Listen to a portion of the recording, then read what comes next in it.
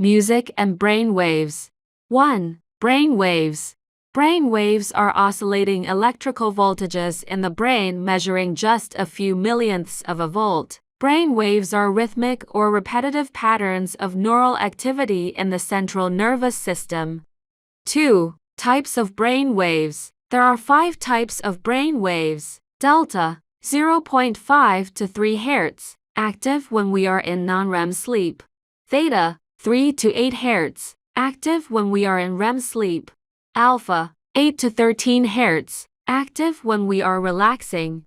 Beta, 13 to 30 Hz, active when we are focusing on something.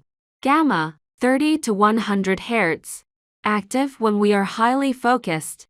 3. Music and brain waves. When we listen to music with a strong beat, our brain waves can be stimulated. Faster beats encourage more concentrated and alert thinking, while slower beats are associated with relaxed meditative states. Listening to music has a tendency to improve your state of mind. It can help keep anxiety and depression at bay.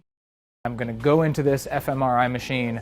A tiny tube will surround me. We'll get a baseline reading of my brain, and then I'm going to listen to some music, and we're going to see how my brain responds.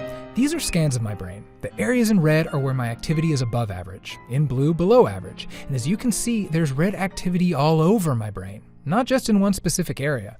4. How music affect brain waves. Music affects our brain waves in many different ways. These days, we hear music all the time. It wakes us up, it motivates our workouts, keeps us company on our commutes. It doesn't matter what kind of music it is, music itself has the ability to affect our moods and our bodies in all sorts of ways.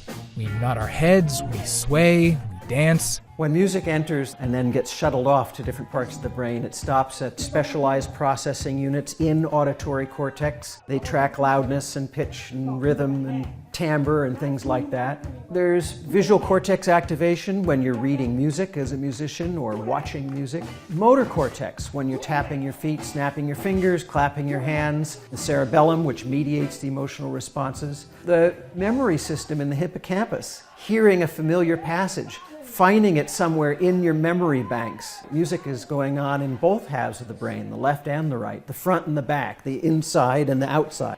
Back at USC, researchers have been studying kids who play music over the past 5 years to see how it affects their development. The multitasking areas of their brains understandably lit up, but they've seen other results too. Music training over the course of 5 years has had benefits in cognitive skills and decision making, also had some benefits in prosocial behavior, and we've also seen changes in the associated brain structures.